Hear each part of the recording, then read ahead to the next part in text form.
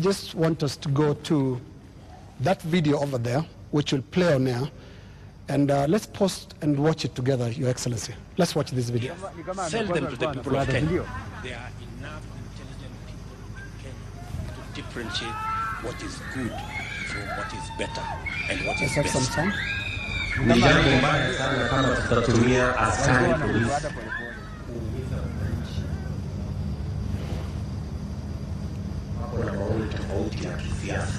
And waeleza ya kwamba these people don't understand the damage they are doing to the people and the economy of Kenya. All right. Yeah, yes, the video in contention here was recorded earlier today. Yes. That of former MP Alfred Keter being abducted in broad daylight.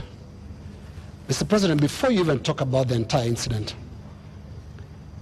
the children were screaming, and a sound that we believe belongs to the wife was also heard, screaming in distress.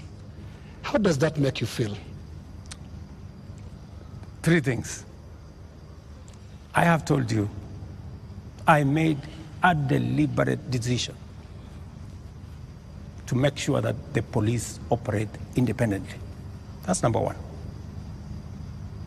Number two, I have told you, if the police summon Linus Kaikai, and Linus Kaikai refuses to go to the police, are the police not entitled to come and look for you? When the police come to arrest you after they have summoned you and you didn't show up, is that an abduction? So let's have this as a confirmation.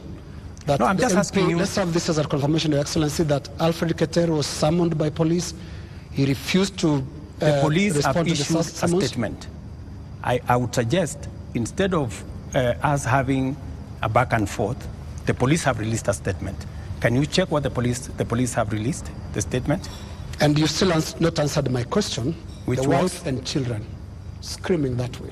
I mean, how do you feel, Your Excellency? I mean, my friend, every child, every mother feels the same when their parent is under attack. I mean, that is what it is. But let me ask you, what about the children? What about the children of those who have lost their lives because of the criminality of others? Don't they feel the same? So we just need to be a country of the rule of law. Impunity cuts both ways.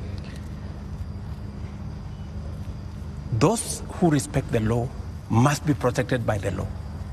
Those who do not respect the law must face the full force of the law.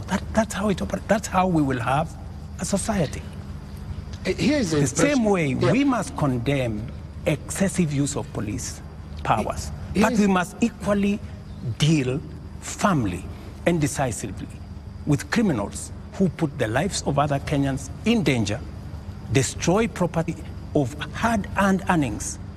There are many people, Linus, in this demonstration that have lost livelihoods, that today their children are crying.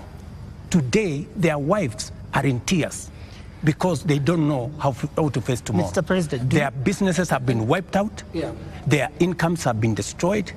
I have just told you 2.4 billion shillings worth of business has been destroyed. I hear you, and today, as I talk to you this evening, there are families who have tears. There are families who do not know how to face tomorrow. And I've asked you very specifically, President, how do you feel about those tears, especially those who have been killed by police bullets? It is horrible. It is horrible. When you find a situation where people are grieving, whether they are grieving because their parents have been arrested, or they are grieving because their hard-earned earnings of many years, monies there, I have on my phone, people who are saying, I borrowed money. My whole loan has been wiped out. My whole barbershop has been destroyed. My whole hardware has been looted and burnt. And they are in tears. So I must equally work with the police to protect all these citizens. And it cuts both ways, Linus. It cuts both ways. Using the rule of law. Absolutely. Let me take you to just step by step. Absolutely, the rule of law. The rule of law says. The rule of law requires the police to investigate a matter, to, when they have sufficient evidence, present that to the ODPP. The Director of Public Prosecutions takes people who are culpable to court. That's the journey in the rule of law, Mr. President. In the case of 39 people who have been abducted, and the abduction here, we're using it deliberately because of the manner in which the people have been arrested, like we've seen in the case of Alfred Keter. Others who've been picked up from their houses in the middle of the night, and they are held incommunicado for more than 24 hours outside of what the rule of law says. And then they are not taken to court, so they are not charged with anything. That is outside of the rule of law. So in one instance here we are saying we are not following the rule of law. In the second instance, Mr. President, you have people who were unarmed, like in the case of Rex, who was shot in the middle of the night, unarmed, who have been shot by police and they've ended up dead. 24 of them. You say 19. That again is extrajudicial because there is no justification that has been produced to show that there was justification for the police to use the excessive force. So basically we are showing examples where the rule of law, which you promised to uphold, which you also set and said, this is what the police has been doing. And you said, Mr. President, as you took office, that the problems with the police service also are going to the top, the leadership of the police service. And you promised the people of Kenya that you're going to hold the police to account outside of the rule of law and accountability, which comes to your desk. Are you holding the police accountable for 39 people abducted, for 24 people killed, for 627 people arrested and not charged, for 431 people injured by live bullets, rubber bullets, tear gas canisters, police batons? Latif,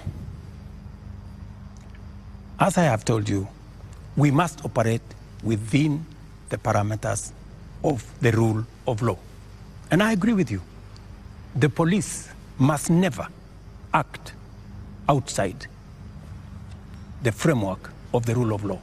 They must do that which only the Constitution and the law allows them to do. And it is very clear that any operation of the police outside the parameters of the law, the police will be held to account. Whether it is holding citizens beyond the stipulated time, but I must be thoroughly clear to you. When police arrest somebody, there is a constitutional timeline which they are allowed by the law to hold that person. 24 hours. That does not amount to an abduction. 24 hours. In my opinion. A case in point is what has just been said here about what happened earlier today. And you guys clearly said in this conference that it was an abduction. I mean, it's just clear now that it is not an abduction. They're not this is an arrest. And the police have come forward to say, this is the situation, we have arrested this person, and it is just good for us to all of us follow the law. And I agree with you, the police must act within the law. But let me ask you one question also, Latif. I have never, in this conversation, which is now 20 minutes in, are you guys bothered about the fact that Parliament was burnt? Are you guys concerned that millions of businesses, of Kenyans, hardworking Kenyans, We are, were destroyed. How do you feel? But it all happened. How do you feel? It all happened under your watch, Mr. President. No, but this is at the end of the day. This is why we are saying you sought to keep us safe. We must be even. You know, we must be even. The police have a difficult job. They have to make sure the peaceful demonstrators are protected. But they also must make sure that the criminals, and when you say criminals, you know, when I said the other day criminals, many people took offense that I was calling the demonstrators criminals. That's not. Families of the dead, Your that is not. That's a lot of offense. Family of Rex. Rex was killed in a week when the protesters were very peaceful. The first week of these protests were peaceful. We saw protesters carrying placards and water bottles. Rex was killed on his way out of work. Let me. How do you feel? I mean, let me tell you when they hear you say criminals. I mean, are you telling me Rex is the one who burned Parliament? But Rex died without breaking anything. No, I'm just telling you. He died. There are criminals who infiltrated and caused mayhem. And in fact, some of the criminals are actually harmed. They actually harmed the peaceful protesters. Many of the peaceful protesters, they lost phones. They were attacked. In fact, some of the peaceful protesters were attacked by criminals, including a clear example of the one I have explained to you, that they overpowered the police, took the gun from the police, and started shooting innocent people. So we must deal with this situation globally. Mr. President, I feel for Rex and the mother. This should not happen to any child in Kenya, especially when they are engaged in a peaceful demonstration. Mr. President, the concern I've heard from the young people, because I've been speaking to a lot of them, and they said they haven't heard you. In the two statements, actually there are more now because you have spoken in other settings, apart from the two addresses you gave. They haven't heard you address them. They haven't heard you talk to these parents. They haven't heard you acknowledge that there were people who were shot by police in circumstances that did not warrant that. Are you saying you haven't seen anything that bothers you about how police responded to these protests? I am very, and in my first statement, I clearly said that innocent lives were lost.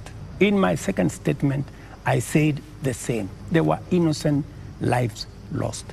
But also equally, as a person who is responsible, I must think about those who are suffering because they were innocent, but I must also be concerned about those who are suffering because criminals cause them immense harm. And that is the balance that I need to be able to lead a country. I must protect everybody. I must protect the protesters, and I must be concerned about their lives. I must also protect innocent people who become victims of criminals who take advantage of a peaceful, democratic process that goes on in our country. Do you feel that you protected all those people in the last couple of days, whether it is people who have businesses, whether it is Parliament, whether it is the people who lost their children? I did my best. If I hadn't done what I did, things would have been much worse. In fact, many people ask me, Mr. President, why did you call in the army? I mean, what choice did I have? I mean, it would have been very reckless of me in the face of the kind of harm people had gone through, the 19 lives that were already lost, in the face of a burning Chief Justice office, Parliament, and the rest of it. I mean, it would have been very reckless of me not to mobilize every arm of government and every arm of our security agencies to protect the country and to protect lives. You acted as Commander-in-Chief. You also acted as President, Head of Government, and the person who took the sword and promised to protect the people of Kenya. You chair the National Security Council, which brings in the head of the police, the head of the intelligence, the head of the military, and cabinet secretaries in those dockets. Did you have information prior to Tuesday that there was going to be infiltration of the peaceful demonstrations by the criminal elements that you've talked about more than once? And if you did, what did you do about it? We had information, and that is why we prepared in the manner in which we did. If we hadn't prepared in the manner in which we did, we would not be counting 19. We would be counting different numbers.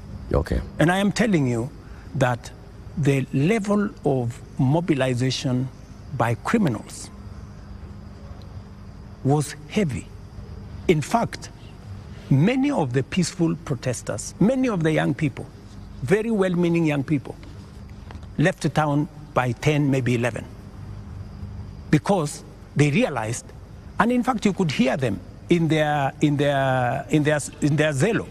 They were saying, guys, this is not our group. Let us go. Let us leave. You could hear them. It was in public domain that the peaceful demonstrators all of a sudden realized that the whole thing had metamorphosed into criminality. So the criminal elements that basically hijacked. So Tuesday, Wednesday, Thursday, Friday, Saturday, it is Sunday. Mr. President, how many people are in custody on account of this? Those who you said they conducted treasonous activities, there were criminal elements. You will see them in court tomorrow.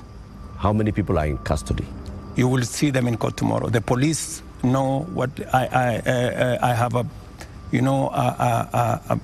ballpark brief by the police that they have enough people. They have actually, because in Kenya nowadays, you cannot commit crime and get away with it. Those who attacked Parliament are on CCTV. Those who attacked the judiciary are on CCTV. Those who attacked everywhere, those who destroyed people's shops are on CCTV. Many of them are on the run, but we will catch them. Similarly, Your Excellency. Are the funders similarly, Your Excellency. In similarly. To your question, so the police are at it, because if we don't deal with impunity, we will not have a country. Now, similarly, Your Excellency, you speak of them, protesters being on CCTV. Not the protesters, I'm saying the criminals who attacked Parliament. Right. Now, every policeman also, without uniform, conducted an abduction, has also been captured on camera. Those who captured Shad Kiprono were captured on camera. Those who captured Alfred Keter today were captured on camera. And a number of other such incidents. Similarly, so that because I can hear you balancing. Yes, that's correct. Yes, are we going to see action against the killer cops, or were they doing what you are saying you had to do to prevent this from being bad? Any killer cop who went beyond what is provided for in the law, action will be taken against them. But to your question, are you telling me, Linus, that a police officer becomes only a police officer when they are in uniform? No. Police officers can identify themselves even when they are in civilian.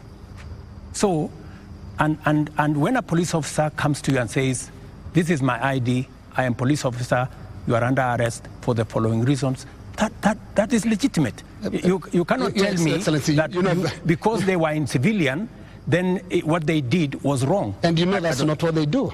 And that's not what they did to Alfred Keter or Shad Kiprono. Were you there? We have the CCTV footage. It's there. I would suggest, Linus, that we be fair to the police as well. Mr. And I have given you my word. Any police officer who does anything beyond the provisions of the law know the consequences. Just as any citizen who also participates in actions that are outside the law, they also know the consequences. And it is our responsibility to make sure that security agencies act in accordance with the law. As citizens, we act in accordance with the law so that we can have a law-abiding, rules-based, rule of law-based country. As things stand now, Mr. President, are you satisfied with how the police handled this whole matter? I think the police have done the best they could. If there are any excesses, we have mechanisms to make sure that those excesses are dealt with. Let's wrap it this way, Your Excellency, on that topic. You have absolutely no regrets about the abductions and no regrets about the killings? Those are your words. Those are not mine. They're also your deputy's words. Don't put words in my mouth. They're also your deputy's words, and he's part of your government, because it's so scary, Mr. President, sitting there and telling the whole country that from this moment on, we should not believe what your deputy tells us about the state of the nation until you speak. Yet we all thought that you're part of the same government. Don't inject my deputy into this conversation. I think it is not fair, since he's not here, to tell you in what context he said whatever he said. I think it is not proper to discuss the deputy president here, and he's my deputy. Please let me deal. But have you asked him that you had a press conference? Let me deal with the issues as they are now. I think being personal and going that direction does not help. I wish this was personal, Mr. President, but it's a really serious national issue that right after you spoke, your deputy told the whole world that he was informing us that extrajudicial killings and abductions had returned to this government that he's part of. How surely can that be personal, Mr. President? I am sure that if you interview the deputy president, he will answer that appropriately. You haven't asked him? You can take it from me that extrajudicial killing will not be part of an administration that I run. I can say that without fear of contradiction. Yes, in the interest of moving this conversation forward, Your Excellency, I want us to look into the last 2 extraordinary weeks that this country has had. Protests that you called tribeless and some of your aides called leaderless. But protests that are led by young people who are unhappy with how you've run this country for the last just under 2 years now. But the question they have as they look at you and watch as you speak today, Your Excellency, do you get it? I get it. Let me tell you, my good friend Linus, what we are facing today is not a product of 2 years. What we are facing today is a product of many years. We've had a problem, a youth bulge, a demographic challenge as a nation, which we have ignored for very long. For the first time, I have decided that I am going to be deliberate, I am going to be intentional on tackling the challenge of young people and unemployment in Kenya. First time, there is an administration that thinks about the young people. Let me give you 3 examples, maybe 4. Well, let's keep it within the 2 weeks, please. No, it's okay. It's the 2 weeks. Yes. But don't look at the 2 weeks in isolation. The young people we have in the street did not happen in the last 2 weeks. They were not born when I became president. They were not jobless when I became, they did not become jobless when I became president. But I want us to... These are young people who over the years, we have close to 4.5 million young people who are out of school, out of college, with degrees, certificates, diplomas, without jobs. And that is why I have done 4 things. Number 1, when I pushed the housing program, it was not about the houses. It was about the jobs. Today, as I talk to you, Linus, we have 160,000 young people working in different parts of Kenya under our housing program. In Mukuru, here in Nairobi, and I challenge you, Linus, to go there tomorrow, there are close to 4,000 young people working who were jobless. Number 2, I have a whole program on digital jobs. I was in Ruiru now, with the MP for...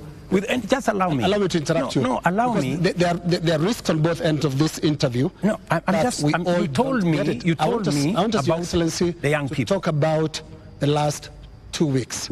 The young people are saying, you don't get it. You don't understand what they're talking about.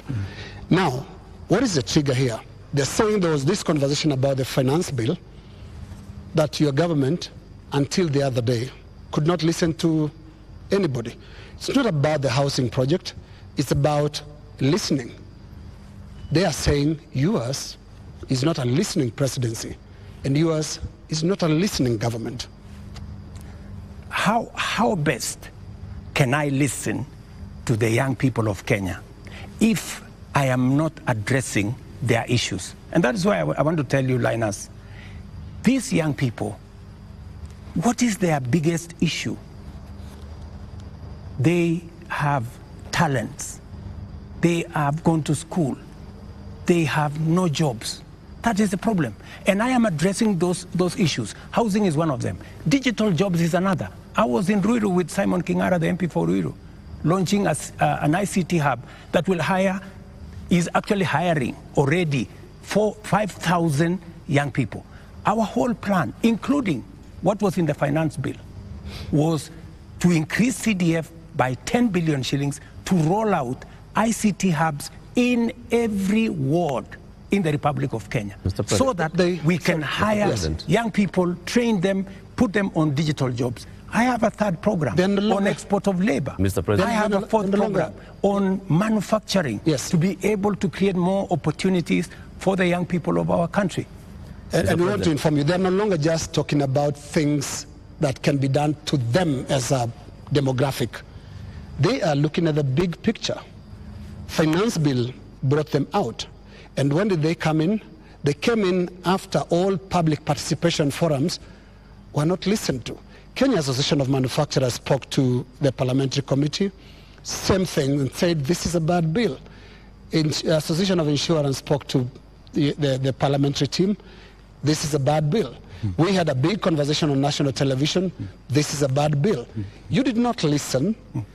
You had a meeting here with your UDA MPs, and at some point told them to pass it as it is. And until the last week, that was the first Tuesday when the protests were there, when now you offered to some amendments. They're saying you're just not listening, and it's not about them, it's about the big picture issues, and we'll come to them, including the question of corruption, which is not really a youth thing. Indeed, Mr. And just to add on to that, Mr. President, respectfully, Mr. President, I just want to come in your analysis. I just want to add on to that, Mr. Because I want to add on to because let me just finish it. It's the same question. It's the same question. Mr. President, if you went into all the X spaces where the youth are speaking, if you looked at the demonstrations and what they were saying, the placards they are carrying, none of them has talked about we don't have jobs. None of them have talked about the housing jobs are not enough for us. None of them have talked anything about what you've mentioned. So it's not that they are not seeing about the jobs. It is beyond that, Mr. President. And respectfully, I want to put it to you that you're not hearing what they're saying. In fact, they only had after the protests, after all those things you described, that's the time that you came and said, let me tell you the following. The rejection of the finance bill, and this goes to what Linus has said, that we didn't hear anything. Let me tell you, the process of a finance bill, in fact, you know, many people believe in Kenya that the finance bill is an invention of William Ruto. It is not an invention of William Ruto. The finance bill is an instrument that has been with us ever since independence. Only that we have made it much more transparent. Only that we have brought out more to the public. And that is why there is greater interrogation of what government is doing, especially after the new constitution that made public participation not a sterile provision of the constitution, but public participation to be an integral part of lawmaking, an integral part of managing the country. Let me tell you, when we took the bill, when we formulated the bill, it had 346 billion of new revenue. When MPs went out to the public said, we don't think this is good. We don't think this is good. It was reduced by 140-something billion shillings. It remained just 200 billion. Doesn't that amount to listening? No, it doesn't. That the public said, reduce this by... No, it doesn't, no. Mr. President. And that's why I said reject it. Just wait. Just wait. No, we are talking about listening. Yeah. Just relax. We're talking about listening, okay? So the public said, reduce this by 146. We sat down, we cut down the areas, we reduced it to 200. What went into the space was the people who wanted to mislead the public, to say, oh, you see, in fact, everything you have been told is still there. This was not removed. These people are not listening. These people are not listening. And let me tell you, my good friend Latif, we have dropped the finance bill. Yeah? What does that mean? It means we have gone back almost 2 years. It means that this year we are going to borrow 1 trillion shillings to be able to run our government. That's what it means. I have been working very hard to pull Kenya out of a debt trap. Mr. President. Let me just allow me, because you know we need to contextualize this finance bill. It is easy, Joe. It is easy for us as a country to say, let us reject the finance bill. That's fine. And I have graciously said, we will drop the finance bill. But it has huge consequences. It means we will not confirm the JSS teachers, 46,000 of them. It means we cannot support our farmers with 2 billion shillings for us to make sure that farmers get a fair return of 50 shillings per kilogram, per kilo of their milk. It means we cannot sort out the coffee debts. It means we cannot support the cherry fund. It means we cannot sort out the debts of farmers in Mumias. It also means that we will continue to import potatoes from Europe when we have potatoes in his village. You just told me in Kimana. We have potatoes in Nyandarua. We have onions all over the place. That may well be. I think the problem has been, these are people who are saying they haven't been listened to. You only listened because you said on that night, on that Wednesday night, that is the moment you said that you had realized, Mr. President, that Kenyans did not want anything to do with that bill. And one would wonder, how can that be, Mr. President? And you have had all these presentations that have been made. Did it have to take demonstrations and sadly loss of lives for you to come to a point where you'd realize what your people, the people that voted for you, are saying? That, I think, is what the young people are asking. Let me tell you, Joe, members of parliament are representatives of the people, elected. They are not fools and they are not mad. And I want to say, one day, Kenya will know that the MPs who voted yes are the true heroes of Kenya. Those are the people who saw the opportunity for us to unchain our country from debt trap and take our country to the future. Let me tell you, Joe, and I want to say this to the people of Kenya, that my plan was to make sure that in the next 3 years, maximum 4 years, we have a balanced budget, where Kenya is not the country where we are today. Let me tell you, gentlemen, and I want to tell the people of Kenya the following. We are in a very difficult financial position. This is something that the people of Kenya must understand, and that is why I am happy that we have a crisis. This crisis will help us be candid and speak to each other properly and contextualize where we are. We raised this year 2.3 trillion from our taxes. Of that 2.3 trillion, 1.1 trillion went to debt financing.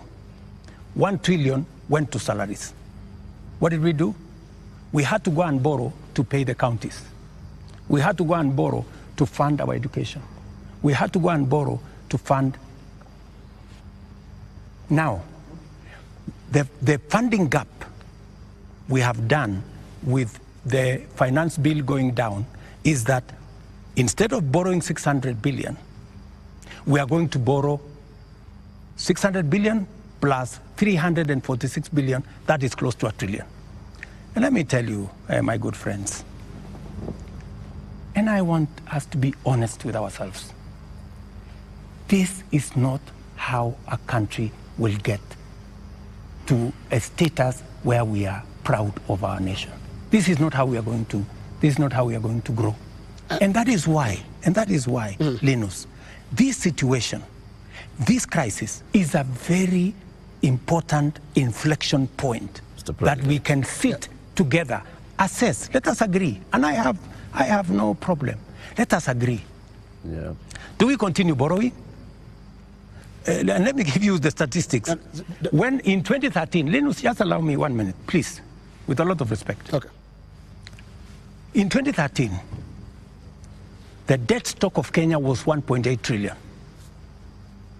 For 10 years, that increased 5 times to 11 trillion, 10 point something trillion. We built a lot of roads. We connected a lot of electricity. We did many things in 10 years. But we were doing it on debt. Today, we don't have the luxury to borrow because we have reached the limit. And today, let me finish. Today, all the money we borrowed from 2013 is maturing. That is why the biggest challenge that we have as a nation is that we are spending 1.1 trillion every year of taxes we collect from ordinary Kenyans to pay debt, and not the whole debt. That's interest alone. Yeah. Interest principle comes to 1.8 trillion this year. So, my good friends, and yet you want to tell me, William Ruto, don't collect domestic taxes. Go borrow more money. No, Mr. President. That's not what they're saying, President. And What is the alternative? Yeah, and I just wanted to come to one. No, what is the alternative? Just help me there. Yeah. Because there are only two things you can do. Either you raise money from taxes or you borrow, period. There is no magic here. There are Kenyans, Your Excellency, right now who do not listen to all that. Yes. They are not interested in that. That's okay, but that's the reality. But I need if you are not, if you do not want to listen to reality. Your Excellency, hang on, Your Excellency, because I need you to address a very important issue here. And that is one of a trust deficit. There are Kenyans who watch you, Your Excellency, and I don't know whether you are aware that they don't trust what you say. They don't believe what you say. Are you aware, Your Excellency, for example, that a lot of Kenyans increasingly don't associate the truth with you? That is your assessment, because you have never associated the truth with me from the beginning. No, there's quite a number of Kenyans. No, I mean, that is your assessment. We asked people before we came here this That's evening. your assessment. Yeah. And many of those that responded to me directly, and to even our platforms, on KTN News, on Spice FM, on NTV, on Citizen, and we're asking them, what question should we ask the president this evening? And the one thing that many of them were saying is, when will he stop lying? So it's not Linus. Can he tell us the truth this time? Let me say the following. I told the people of Kenya that I would reduce the prices of fertilizer from 7,000 to 2,500. I don't know how that is a lie, because they buy it at 2,500. Okay. I told the people of Kenya we're going to have a housing program. A housing program is underway in Kenya. I can tell you, Linus, that whether you believe me or not, facts will not change. Yeah. And facts are not changed by who says it. And allow me to step back a bit, Your Excellency. And facts are very stubborn. Allow me to step back a bit. Yes. And what I'll do is we'll play clips, just a little combination of clips of yourself speaking not too long ago, and I want us to listen to that, I'll stand out of the way because you said it's me that doesn't share the truth with you. And I would like you to respond to yourself, to the clips that we are going to play. But you see, Linus. Let's watch that, Your Excellency. I think, Linus, yeah. you don't bring clips that are in a biased way. You know, you select maybe something that has not happened. Yeah. Can you be fair and select clips across the board? What I said and has been done, and what I said and maybe has not been done. So let's watch that. Maybe you can watch that. Yeah. These people don't understand the damage they are doing to the people and the economy of Kenya. Kwa hii taxes wanaongeza usiku na mchana. Na mimi nataka niwaulize watu wa hapa Manga, tafadhali, mkiona tumesimama hapa mbele yenu, tunawaambia kwamba tutengeneze hiyo serikali inakuja ambayo inaelewa lugha ya mwananchi wa kawaida. If you have good ideas, why do you need the police? Why do you need blackmail? Why do you need intimidation? If you have better ideas, send them to the people of Kenya. There are enough intelligent people in Kenya to differentiate what is good from what is better and what is best. Ni jambo baya sana kama tutatumia askari polisi kuumiza wananchi wasio na hatia, eti kwa sababu wako na maoni tofauti ya kisiasa. And waeleze hapa. I agree with that. It is not fair to use the police to harass citizens who have a contrary opinion. And that is perfect. That's what they're accusing you of. I still believe that. That's what they're accusing you of. But you don't tell me that... What is the problem with Alfred Keter? Yeah. Alfred Keter, no, it's not a contrary opinion. I mean, the police have said why they arrested him. It is not because of me. I didn't give any instructions. I didn't even know what was going on. Let me tell you, Linus, I am a very clear-minded person on what I say. When it is the police, I have said, many of the people who opposed me, many of the people who were very scared about what I would do when I become president, even the people who did worse things against me, I have never gone after them because I don't believe in settling political scores using the power of state or using the police. Let me also say the following. When I talked about the taxes that I was campaign trail, yes. I was addressing in the campaign trail, it was very obvious that when at that time we were in subsidies that did not make sense. It is because I removed the subsidies and I changed and put production support. That is why today the price of unga has come down from 240 to 100. Because I changed the model, I changed the configuration, and it is giving us results. But are you aware, Mr. President, that the thing, perhaps apart from now the police brutality that people associate you the most, is the issue of taxes? I'm sure you know the name they call you. You've actually talked about it even yourself. This guy that they want to come down. Let me tell you, my good brother, Ageo. When I came into office and I assessed the situation, and it was no longer possible for us to borrow money, I had to be honest with the people of Kenya. I had to tell them we have two options, right? And even as we imposed taxes, we explained, we made sure that there was adequate, elaborate public participation on what it is that we were trying to achieve. And let me tell you the following. I have done the best that I could globally. Today, our country has tremendous respect from many quarters globally because of what I have done. I have raised the profile of our country. Today, I was in Narok, and the tourism numbers in 2022, 1 million tourists.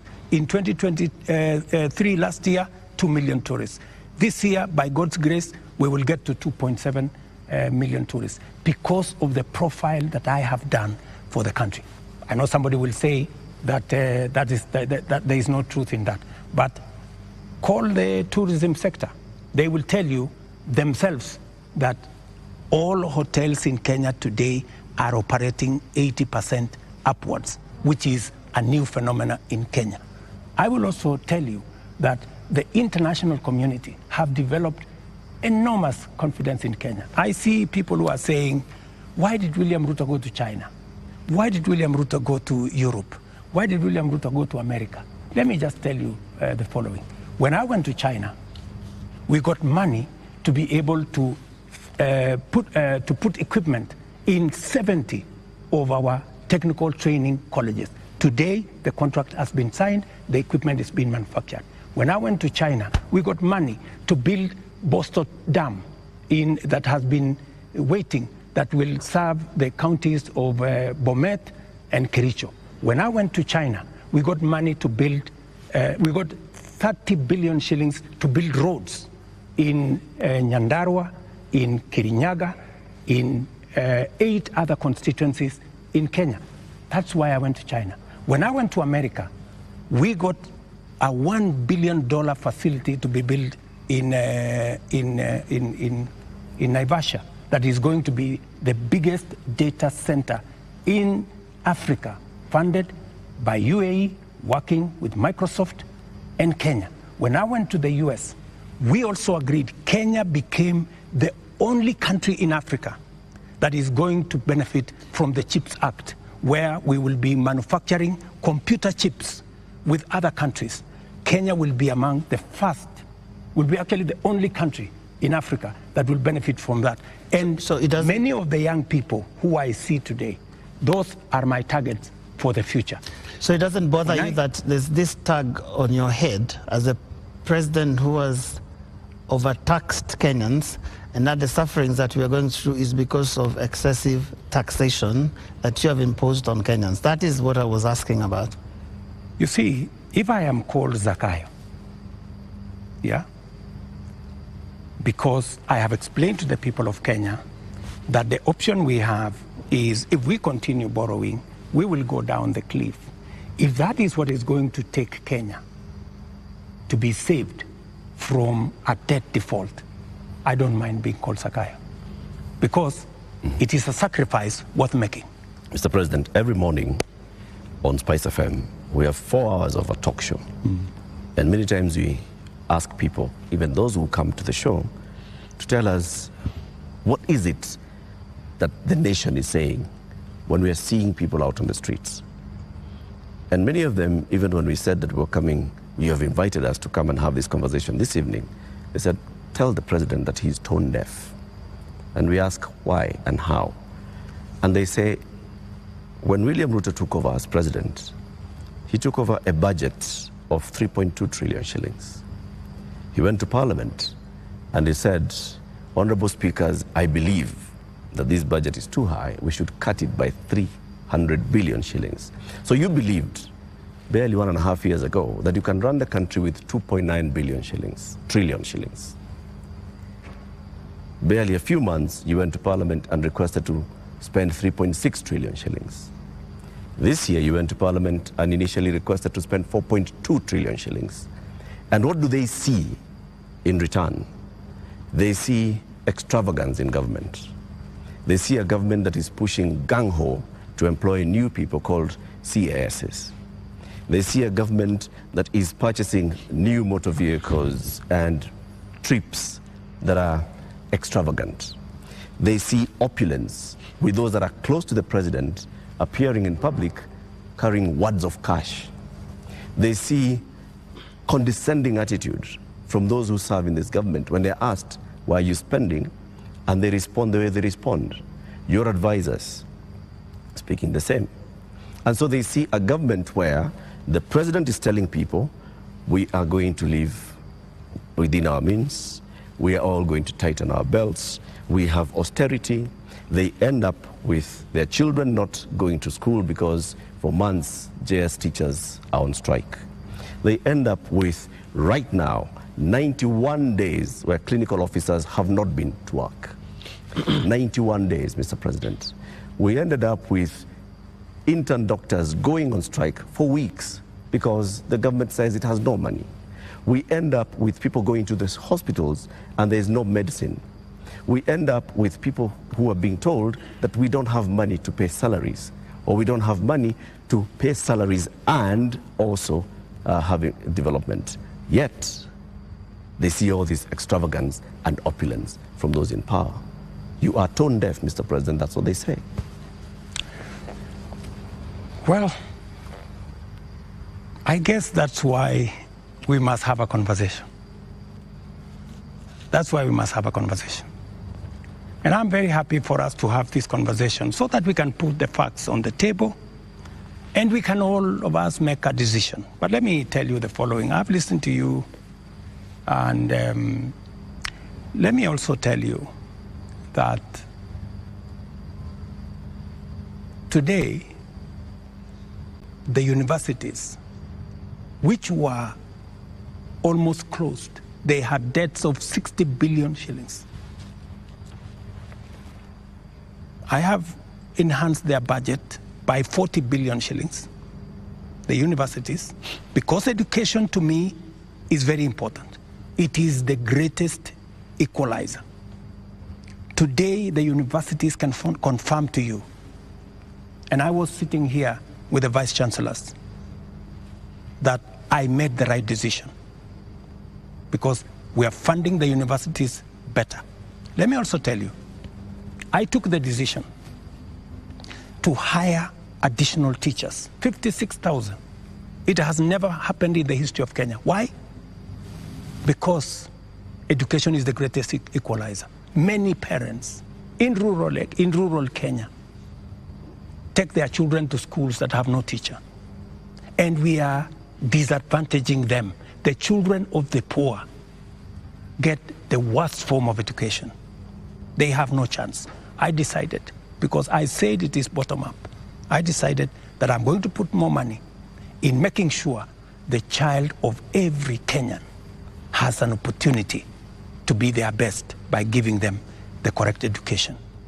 I decided that I am going to put money in farming. The first year, I put 10 billion shillings in fertilizer subsidy, a program that had been scrapped for 5 years. The difference is obvious. Today, by God's grace, we have a harvest. The prices of food commodities has come down. Day before yesterday, Latif, there was a release of where we are with inflation. Inflation in Kenya is now 4.6%. When I came into office, it was 9%. Inflation coming from food products. It was reported not by me, by the institutions that are charged, 4.6%. We have, where I have invested money, I can account for it. Right. And it is making a difference in the lives Their of concern many. is on extravagance in government. I will come to opulence in government. on opulence and extravagance.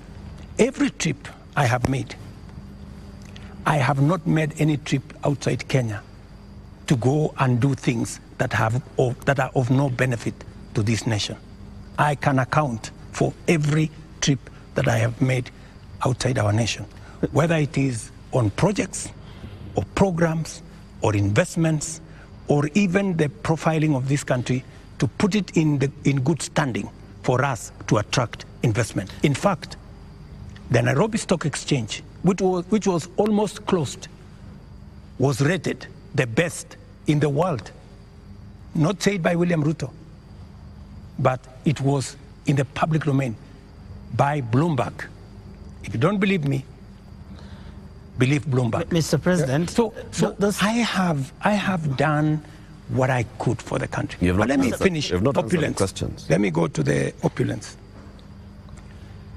And let me be very clear that the display of insensitivity is a statement that has come to me, and is a sentiment that has come to me.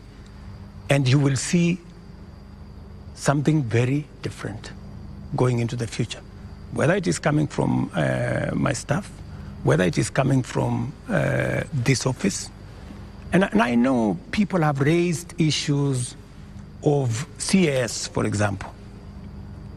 I deliberately, even after Parliament had approved the position of CAS, I have not appointed any CAS because I realized that we were in a situation that we could not. And no CAS will be appointed until we have an economy that can support more opportunities.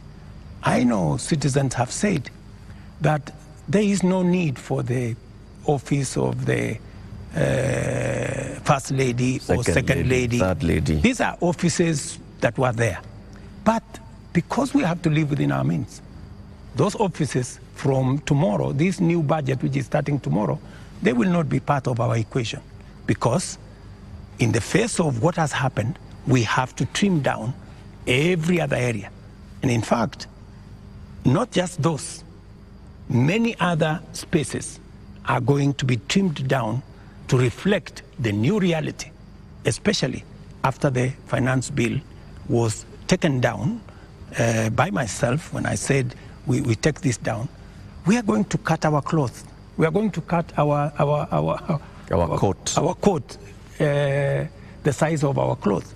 We're going to reduce money going to counties. We're going to reduce money going to the judiciary. When I came into office, the judiciary was getting 18 billion. Today, they are getting 25 billion. But it was because I believed in the rule of law.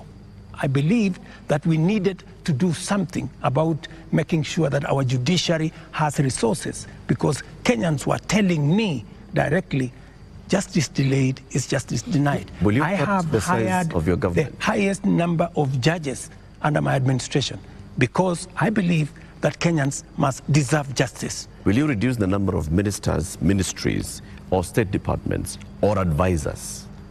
That is an area we are going to target and cut down, because it is the reality we have to face. Mr. President, when things like this happen elsewhere, this is a whole finance bill that's been taken down. Correct. You have people who have been advising you on financial matters. You have people who have been advising you on political matters, listening to the people. You have advisors who have talked down at Kenyans, who have called them spoiled kids, KFC, Java, and whatnot. And you have people who have been around you talking into your ear with regard to some of these things. And many people have ventured to actually say that this amounted to a vote of no confidence. Is there going to be some kind of shakeup that actually acknowledges that this is not where we should have been, and therefore, I am sorry, Kenyans, and this is what I'm doing about it? Because short of that, how are we to know that we will not find more of the same? Watch this space. There are those who have said now that clearly there are many people who have lost confidence in Parliament. There are those who have lost confidence in you, that maybe the way to regain the legitimacy is to go to an election. There is no provision. You know, we are a country of the rule of law. Yeah? We must, whatever it is that we do, we must keep it within the parameters of the rule of law. And we cannot take what has happened over the last 2 weeks or thereabout and say we are going to abrogate our constitution. I think we will be going towards anarchy. And I don't think that is where we want to take our country. There is a demand on me as president, and I have said, because of where we are, because of what has happened, there is going to be a thorough cut down on many things, whether we are talking about allowances, maybe even we should have a conversation around salary. We had a meeting here with MPs, and even them, they are persuaded maybe it is time to ban Harambes so that we remove avenues of people participating in largesse demonstration of, opulence. And I want to tell you that I am going to take action. I am going to work on this. I know what we should do, but I am also not going to be reckless and take the country into a crisis. I will make sure that I act responsibly and listening to what the people of Kenya are saying. I don't know if this will preempt you, Your Excellency, but one of the most serious concerns that have been coming out, including in the Gen Z demonstrations, is the question of corruption. And right through this interview, you've not mentioned the word. And even as you go into that, I want to give you two illustrations. Kenyans dealt with or encountered the problem of fake fertilizers. And you never took action against your cabinet secretary for agriculture. Before that, we had the scandal around the importation of edible oil, which, Your Excellency, we don't know where the edible oil is to date. I don't think it ever found itself to the market. Again, there is a cabinet secretary in that ministry. And also, what got into the market was condemned sugar. And when we look at all the information around these three cases, these are people close to you. They're cabinet secretaries. And so you are unable to take action against them. So why should you be trusted now to act?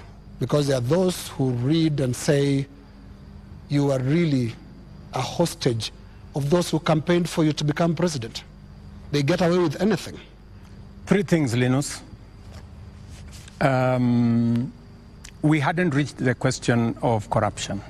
So don't unfairly accuse me that I have not spoken to it. I am ready to speak about it. So that's number one. Number two, I fired the CEO of KEBS when the sugar thing came up. Number two, on fake fertilizer, the minister, Mithika Linturi, was taken through a process in Parliament. The CEO of National Cereals Board, the General Manager of National Cereals Board, and other 7 members of staff are in court as I talk to you. The people who signed the contract, they are in court. You spare big fish and roast the small fish. No, let me just finish.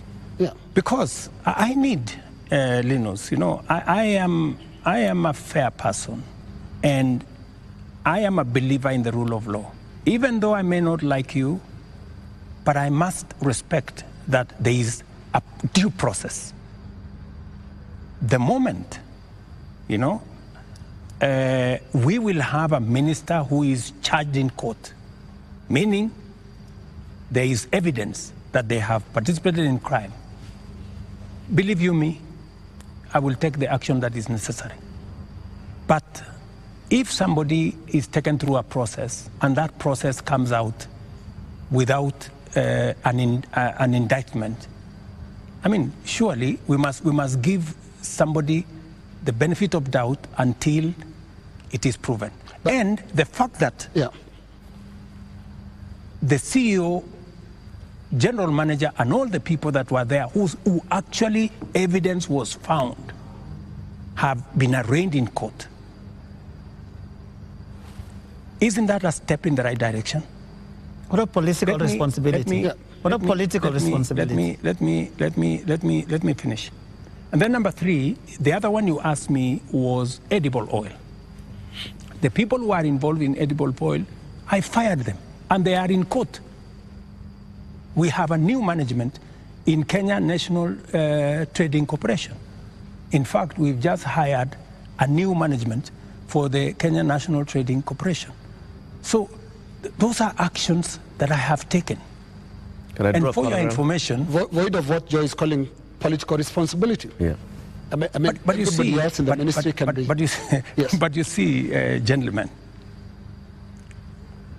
if there is no evidence against a minister, surely, do you want me to fire somebody if there is no evidence? You know, there was a time, Uhuru Kenyatta, as I served him as his deputy, removed 6 cabinet secretaries. But eventually, they were found that they were innocent, and we had to appoint them to be ambassadors. You know, so some of these, you know, actions must be tampered with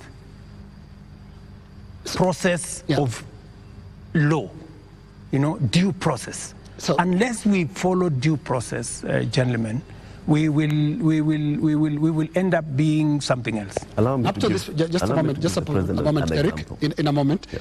Because up to this point, Your Excellency, if I don't want us to lose the context, the last 2 weeks have been extraordinary. We've never seen anything like this. You have KDF troops in the streets of Nairobi.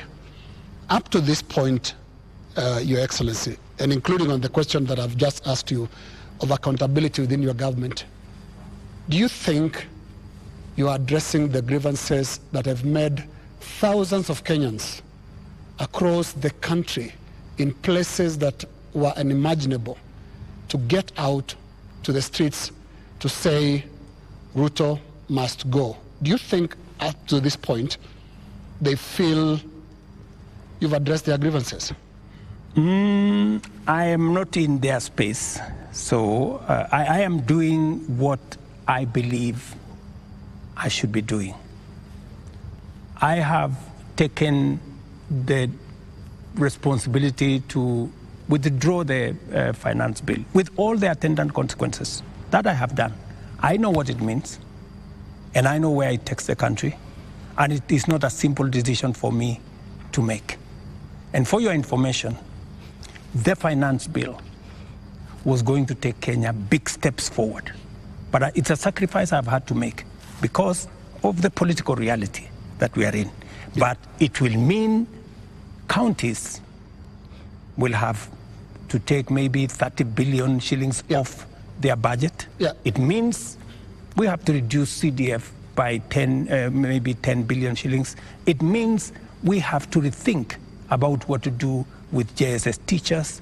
It means we have to put on the freezer. We wanted to hire another 20,000 teachers because there are kids who do not have who do not have teachers.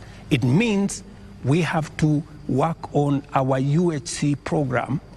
We thought we would upgrade, for example, Linda Mama.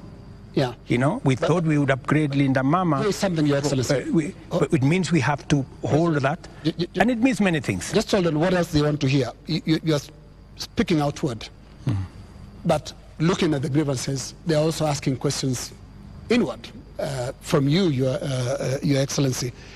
And what I can hear from these grievances that have been expressed quite loudly, you said you are not in their spaces. We sometimes get into the spaces to listen to what they are saying.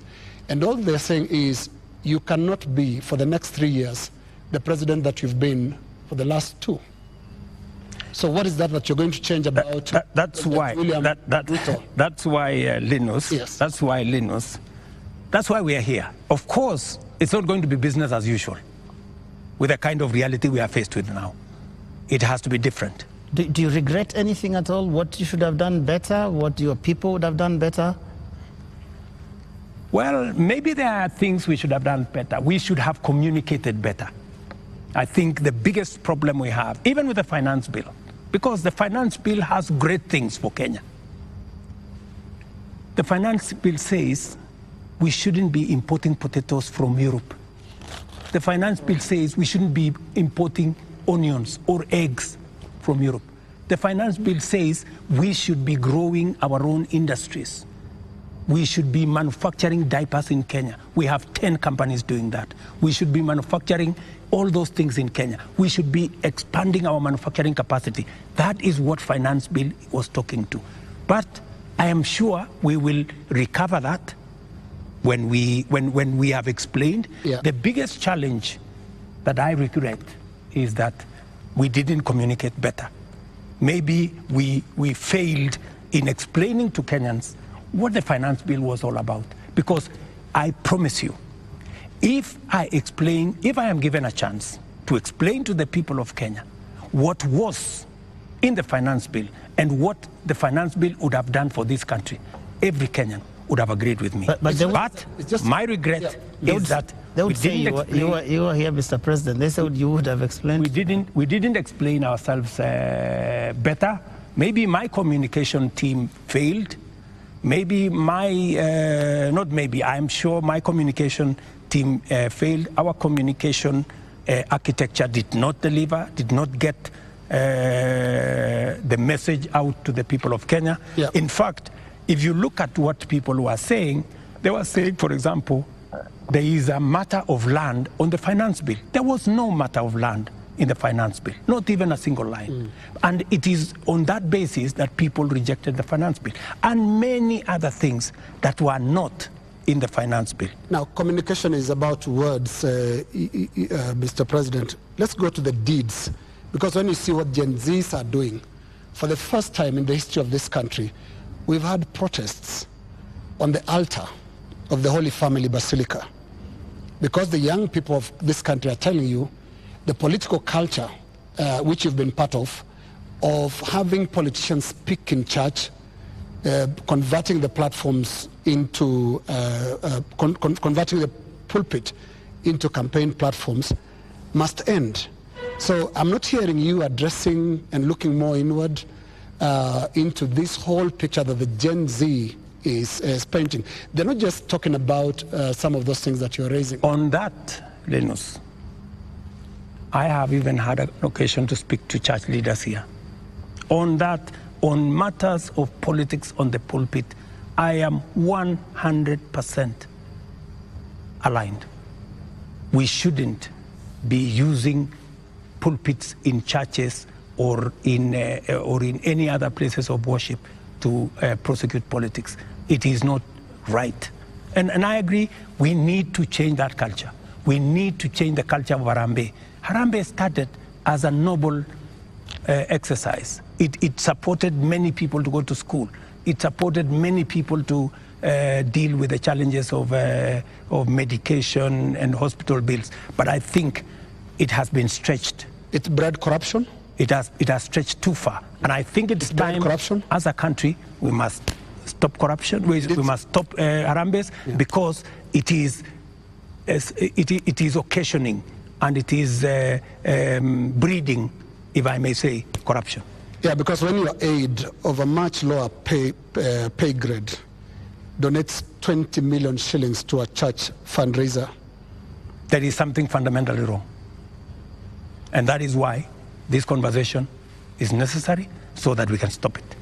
Conversation, Mr. President. On Wednesday, you said you are hearing that there's what the Gen Zs are saying, and you're going to initiate a conversation. We saw the head of public service release a press release saying that there is now a formation of the National Multi-Sectoral Forum that will bring together all people. And you started having conversation with church leaders. The Gen Z, upon seeing this, are saying, we did not ask for a conversation. We asked for action. So what action is going to precede this conversation? Because the conversation is another talk. It reminds people of the NADCO talks, the BBI talks, IPPG talks that just happen and they just don't end. And people are saying, we want action, Mr. President. We will participate in action, in conversations maybe later, but for now, Mr. President, yes, what's the action? I promised that I will engage the young people. Yeah, I promised. I was just making good my promise. And I promised a multi-sectoral forum, and that's what I have put out. I also promised that these are some of the topics I want us to discuss. I want us to discuss debt. I want us to discuss taxation. I want us to discuss unemployment. I want us to discuss corruption. I want us to discuss these issues. And it was a suggestion, and I am open. I am hearing that the young people are saying, we don't want a multi-sectoral forum. Maybe we should have an engagement with the president on X. And I am open to having an engagement with the young people on a forum that they are comfortable with. You're ready for digital? If they want me to engage with them on X, I will be there. At this point, Mr. President, do you think you know what the young people want? I have many young people in my house. Are they telling you all is well? The same ones that are in all these other spaces. And they want an engagement. They have ideas. They have suggestions. And I am open. If what we are doing on the digital space, on the housing program, on the export of labor, on manufacturing, if they have suggestions, I am open to those suggestions. They can improve, they can change, they can make new suggestions. And I also have a responsibility as a father, because these are our children. I have also a responsibility to guide and to listen to them and to tell them, yes, on this, I agree. For example, let's not have a spouse's office. I agree. Let's not have CASS for now. I agree. Let us not have advisors. Advisors. We will agree. Let us not have churches being a space for politics. I agree. So many of these areas, we need to even have a conversation. If we are paying 46% of our revenues for salaries and wages, when the legally established space should be 35%. That is why I started a conversation with Salaries and Remuneration Commission. We must deal with the issue of wages and salaries so that we bring them down to 35% and leave more money for our development. That is a conversation I am very happy about. When? Mr. President, it's been 2 weeks. It's been 2 weeks of you saying every day we are going to have a conversation. We just you know what they say on social media? I say they call you the president of tutafanya, tutatenga, tutafanya, tutarudi. No, it is always futuristic. But I'm here. You're saying, but I'm here. We are going to have a conversation. I said within a week. I gave a timeline. Within a week. Yeah. So within a week we will have agreed on where are we meeting. Are we meeting at the X space? I am ready for that X space. Are we agreeing on this multi-sectoral? I'm waiting to see the suggestions that Kenyans have. I don't want to prescribe any suggestion, but when I give out a suggestion, I expect feedback. I expect people to say, maybe this is okay, maybe this is not okay, and then we agree on a way to move. Mr. President, any of them analyzing what you have actually said tonight on the issue of your advisors, your cabinet, what you're going to do, what Kenyans like to call heads that are going to roll as a result of this national shame, because that is what many people have called it. You have said, watch this space. And here there are all these other things that young people are asking you about. What is that concrete thing that you're telling them tonight that I have heard you? These are the things I've heard you say since all these things started, and this is what I have done. Because you seem to have withdrawn or declined to sign this finance bill rather grudgingly, but not in good faith, having understood what people were saying. You're regretting this thing. You're saying, you guys, mutaona, mmekataa lakini mutaona. That is what we're hearing. Let me tell you that I will not lie to the country that putting down the finance bill is going to be easy. I'll not be a leader. I have to be brutally honest. And those consequences, it will start with me. To cut down the budget in my office, to remove what we call austerity, to implement an austerity program that will cut down on unnecessary stuff, unnecessary offices, or offices that we can take down. I am ready to even engage the young people and for them to, because they want an engagement. I too want an engagement for us to agree. So what do we do with the debt? What do we do with the following? What do we do with the following? They will tell me, do this, fire so-and-so, fire so-and-so, do this. And I will tell them what is possible and what I think we could do it differently. Or are you telling me that I should just listen and implement without making a contribution to the conversation? I thought we are having a conversation. I'm just telling you what they are saying. I'm not saying anything else. I'm just telling you what I'm hearing, because Yes. you did say you are not in their spaces, but I am in their spaces. And in 2 weeks, Your Excellency, by now you'd have known what you should do. And I mean, there are basics. Which 2 weeks? 2 weeks of the riots and 2 weeks of the protests. It's been 2 weeks. It started the other Monday. So let me ask you, Linus, the protests, I finally decided that because we didn't communicate sufficiently to the people of Kenya the import of the finance bill, and there was so much built around it, including a lot of fake things, that were not in the finance bill. Many things that were not in the finance bill were used to fight the finance bill. And at some point, many people did not even care what was in the finance bill. Do not care. I think, at some point, as leaders, we must stop somewhere and say, we have a country to run. I mean, we cannot be reckless. We must, at some point, stop and say, what are the consequences? Because everything we do has consequences. And we must be careful as a nation to make sure that our country does not go down to the dogs. And believe me, countries, have gone in the wrong direction. And we must be careful. And I don't want to be the leader that took the country in the wrong direction. We must be measured, we must be careful, we must listen to the young people, we must listen to other views and be able to make a carefully well thought out plan for the country out of where we are.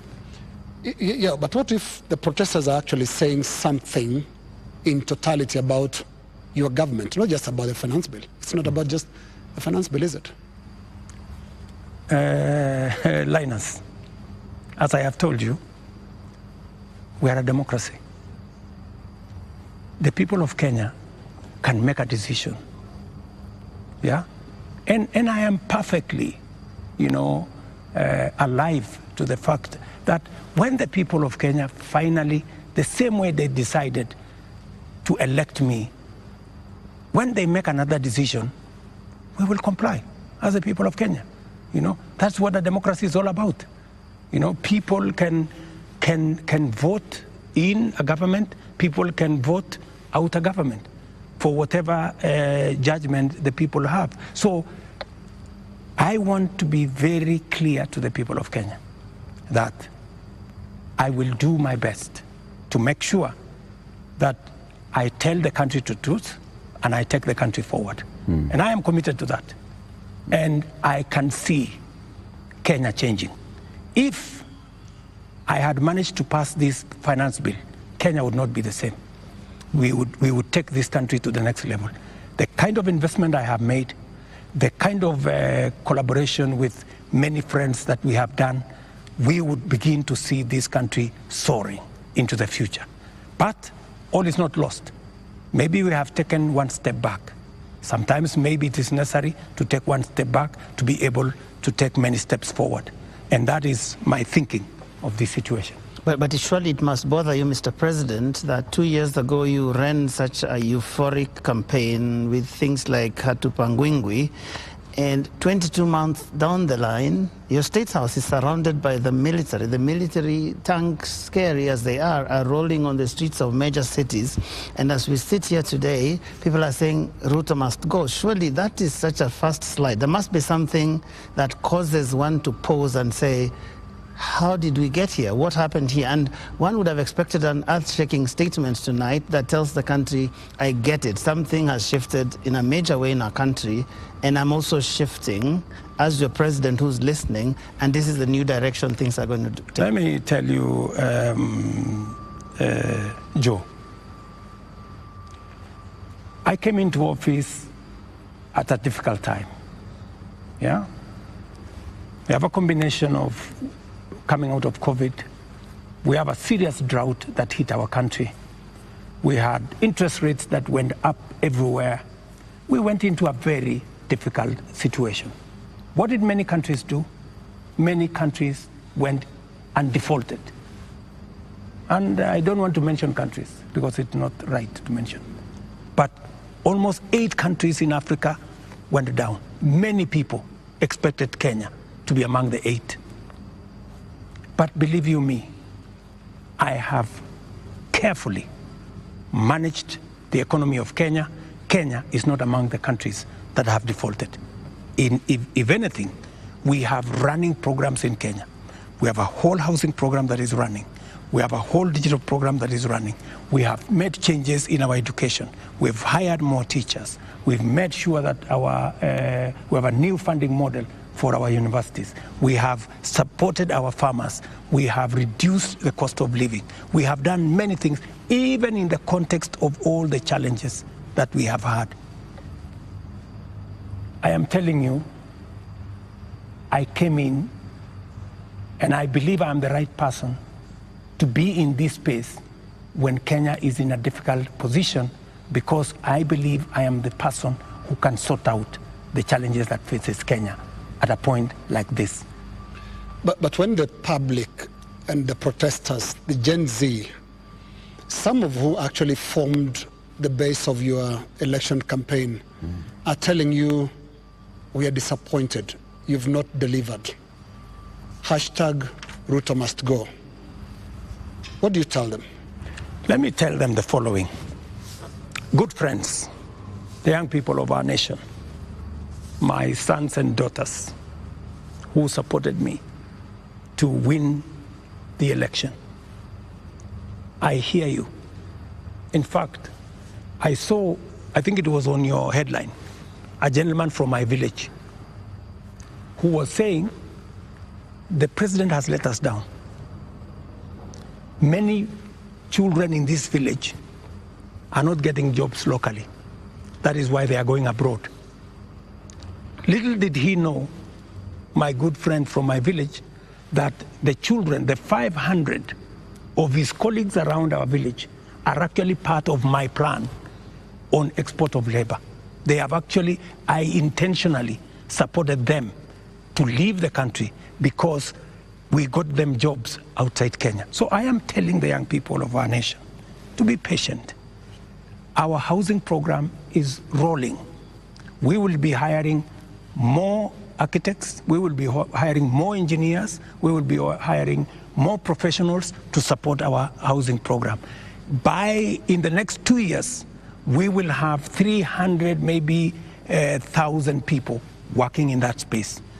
Be patient. We are sorting out the challenges that are facing our digital space. We are rolling out our digital space.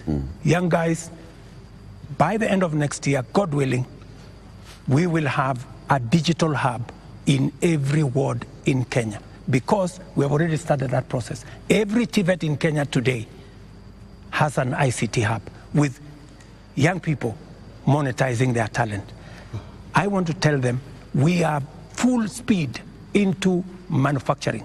That is why we're saying we're no longer importing clinker, we're no longer importing steel, we're no longer importing clinker, we are no longer importing furniture. We are going to stop importing eggs. We're going to stop importing onions and all this, because we want to promote our local manufacturing to be able to create jobs for them.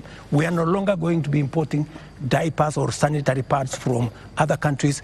They are going to be manufactured here. Mr. President, I have worked with the industries to make sure that we create opportunities for these young people. We are going to work with them to deal with the challenge of corruption. We're going to work with them to cut down on government largesse.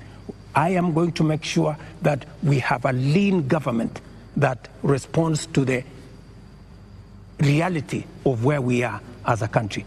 That is what I am telling my good young people. The young people. There's another group of young people. Please speak to them directly. Yes. The young doctors who are in university graduating this year, yes, who are going to look for internship Correct. the next year. The young JS teachers who were on strike a couple of weeks ago, who are expecting to be absorbed into full permanent and pensionable contracts Correct. this year. The young clinical officers also who are graduating and they expect to go on internship.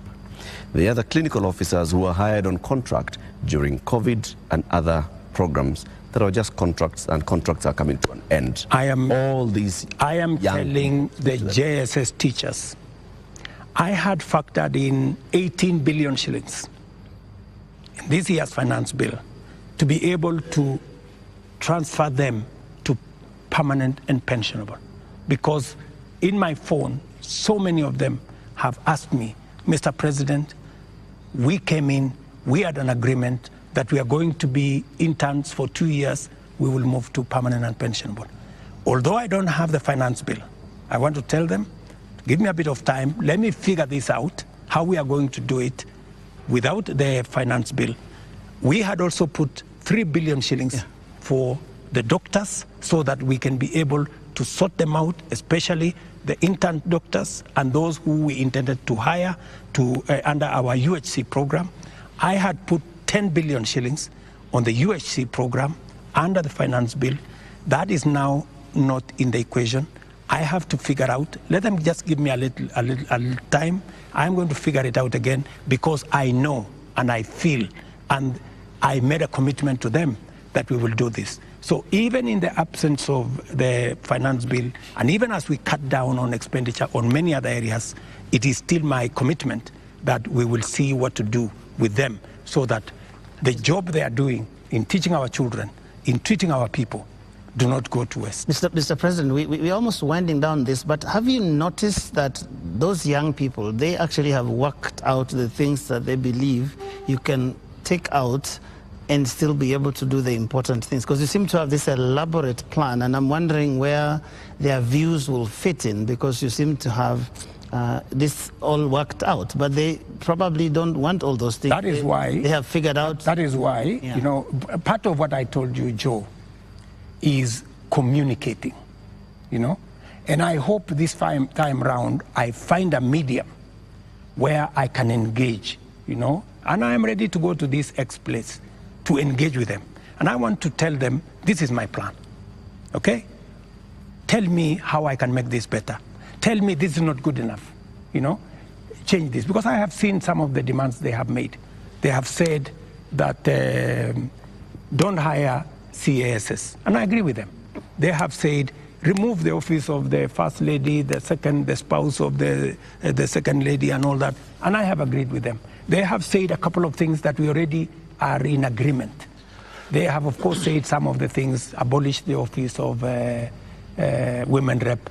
I've seen they have also said we should reduce the salaries of MPs to 200,000 or something. Some of those things are things that are not in my power.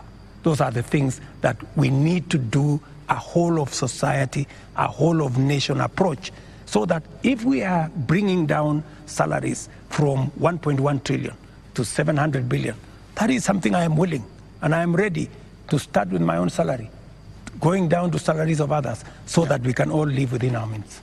Your Excellency, we're now going to our final questions. And my final question will be about the protests and the deployment of KDF, which you did a few days ago. Now, the Gen Z, millennials, and the online Kenyans that are organizing these protests are promising to be back on the streets on Tuesday.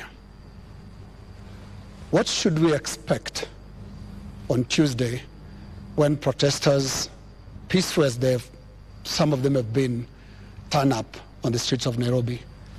Do we expect them to be chased away by the Kenya Defense Forces? First, the Kenya Defense Forces will not be on the street. They only come as a last resort.